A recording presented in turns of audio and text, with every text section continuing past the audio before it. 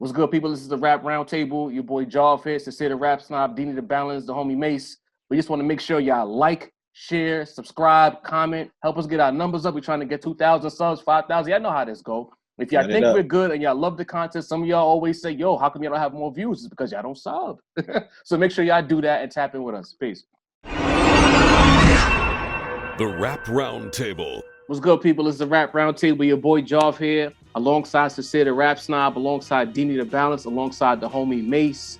You know, we see in the comments there's certain people who have issues with comparisons and talking about art and comparing art to other pieces of art. Heaven forbid we do that, but we're gonna do it right now anyway. You dig? Isn't that what we all grew up doing? Nah, apparently there's rules to all of this. People don't have comparison. I remember Cuban Links versus Liquid Swords. Right. I remember Ready to Die versus Illmatic. Like, we've always done this, man. Nah, son, don't compare. It's his own body of work. You can't compare. Oh my God. You know, I sip tea and listen to rap, etc. Leave angry comments on YouTube. You know how it goes. But with the two Coke Rap champions releasing about a month apart, we're seeing in the comment section that there's a segment of our viewers who are comparing Tana Talk 4 to It's Almost Dry. So it got me to thinking, like, fellas, who's the Coke Rap champion? After these two projects have come out, we got an extended weekend with It's Almost Dry. We've had Tana Talk 4 for about a month. And I'm a little conflicted. These are my two guys. I don't know what to say about this. Listen. But Dini, bro, you know, you give the most unique takes out of the four of us here. Tana Talk 4 is Almost Dry. Who is your Coke Rap champion and why?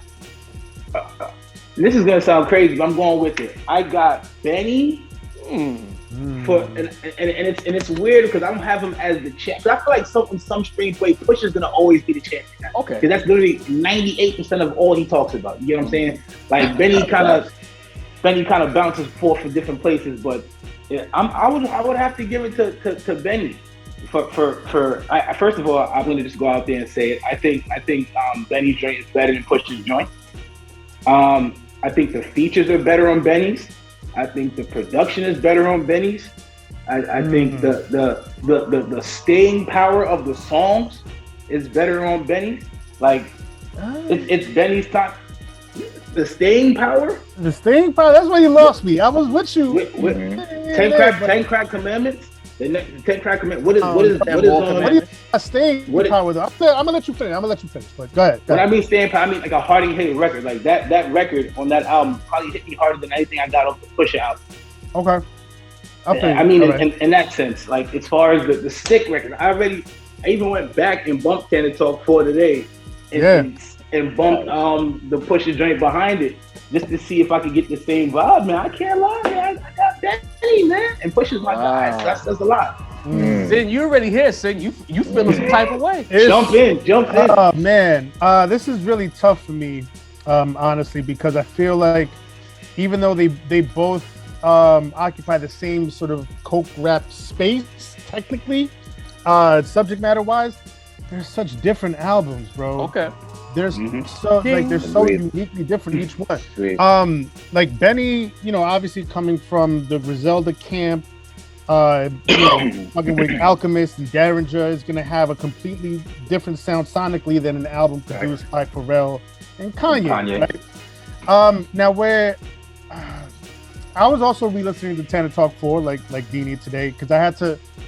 I don't know. It feels like these days, like an album comes out and I listen to it for like a couple days, and then I kind of just leave it there, and then I come back to it like a month later, and then it just hits me different. Tana Talk 4 was hitting me different today when I was listening to it.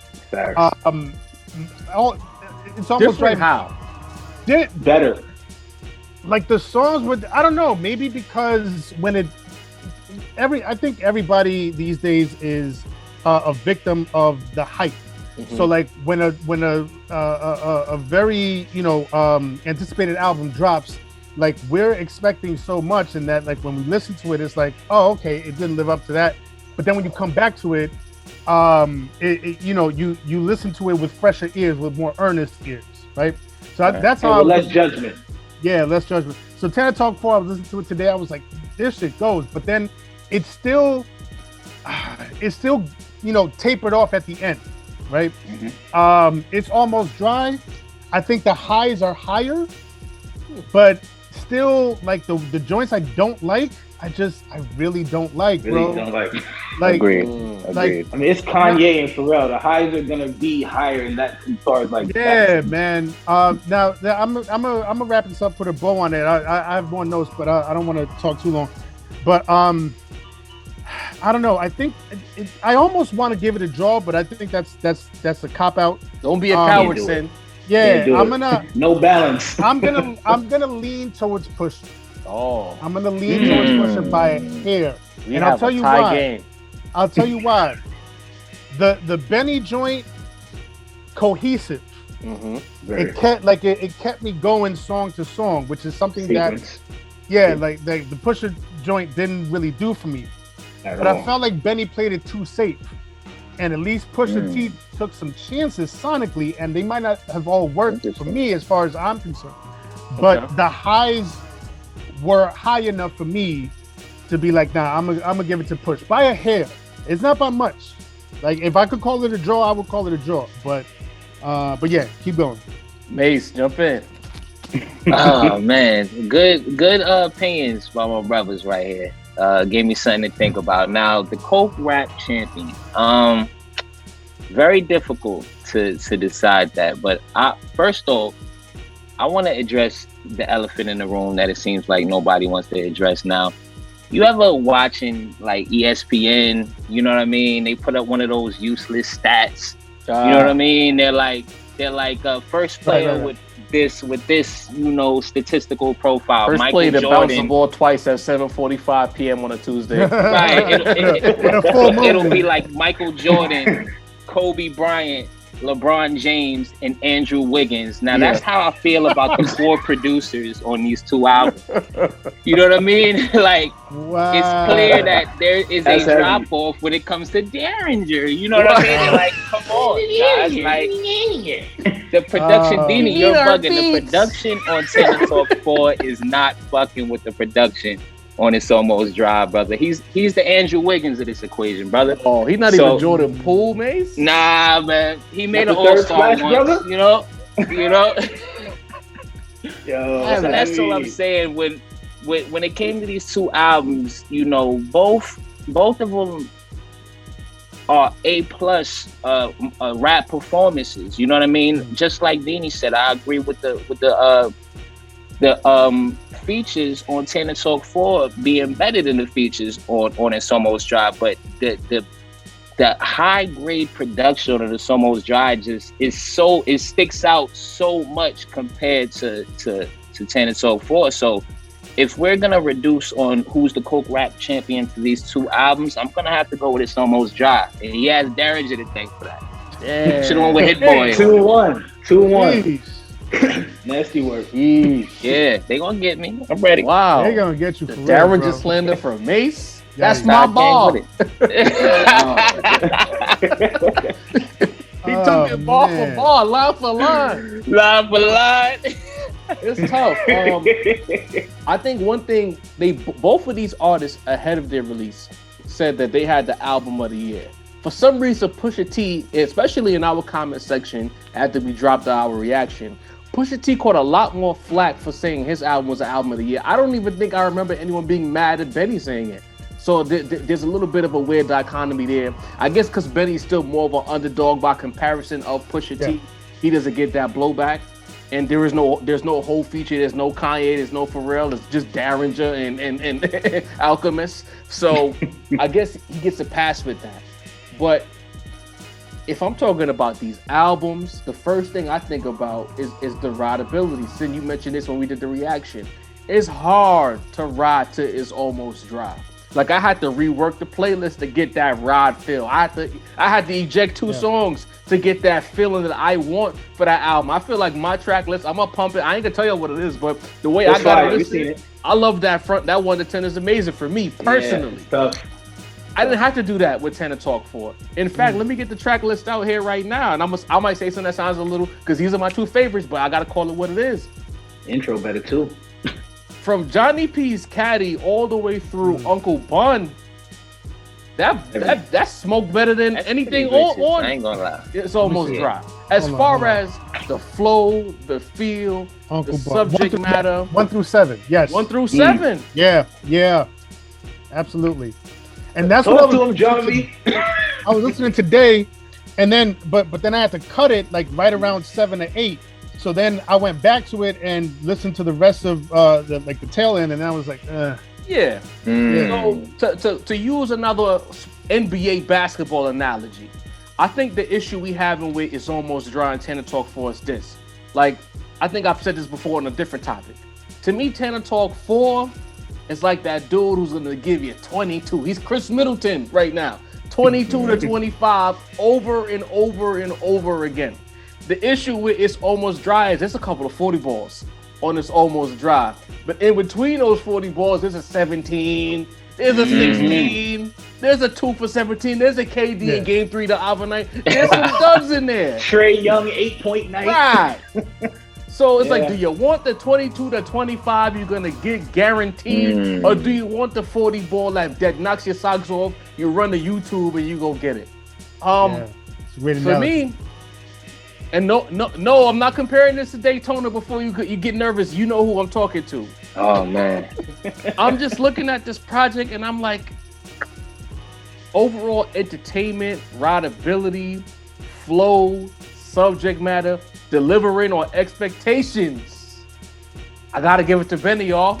I gotta give it to Benny. It's 2 up. So who's gonna be I guess we gotta leave it to the comments. So go down in the comments right now. Hit the like button. I gotta let us know. And you pick. Right now it's 2 up at the Rap Roundtable. Team Benny, Team Pusha. Who in the comment section is gonna select who the Coke Rap champion is after Tana Talk 4 and It's Almost Dry? Both say they got the album of the year.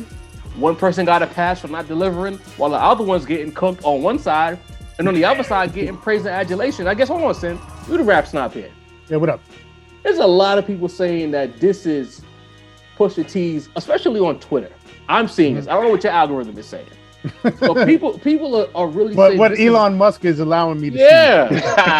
Right now. They saying that this is Pusha T's best total body of work post-release, not pre-release with Charlamagne said that we didn't care if he said it.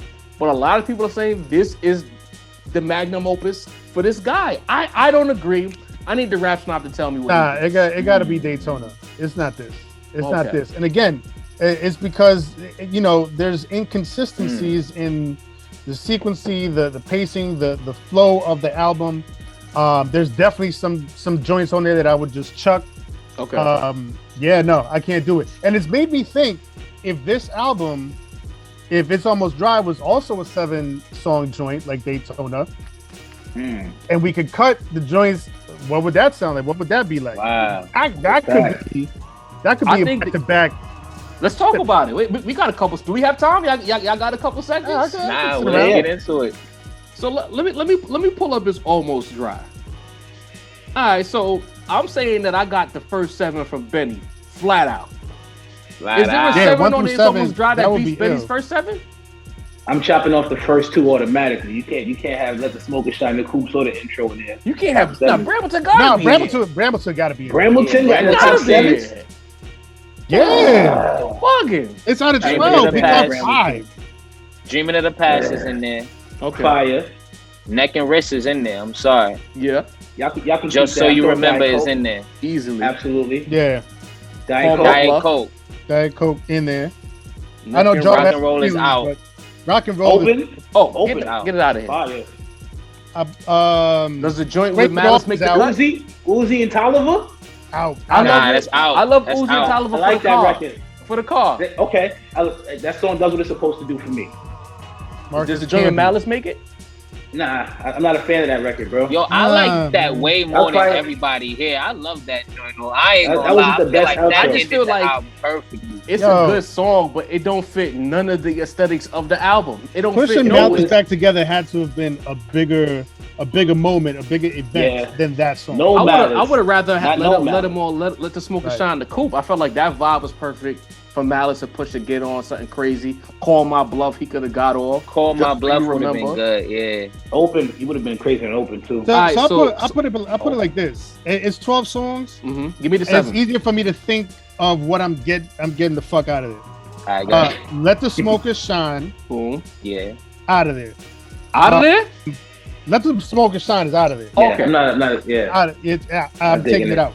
Right. I Pray For You is out of there. Rock and Roll is out of there. Scrape It Off is out of there. Mm-hmm. And then, I would have to get rid of one more. Ooh, that would be tough. I don't know what the last song is that I would take. Do you feel strongly enough about Open Air to keep it? Yeah. Open Air is crazy. Yeah. So Dreaming of the Past, back it up. The Sonics on Dreaming of the Past is bad anyway. They ain't mixed that right. They didn't mix that right. Kanye came in sounding mad loud on that joint. It got me tight. I ain't gonna lie. I might take Dreaming of the Past off just because it don't fit. That too. Even though I like the song. And I love the song. It right. But so when you look at your 7 that you have left, what would you say with the Benny versus Push? 7 from me. No, I would go Pusha. I would go Pusha. I would go Pusha. So the 7 will be Just So You Remember, Diet Coke, Brambleton, Neck and Wrist, Open Air, Call My Bluff, and Hear Me Clearly. Yeah. That's a tough 7. That's a good 7. It's a tough 7. I will say this, guys.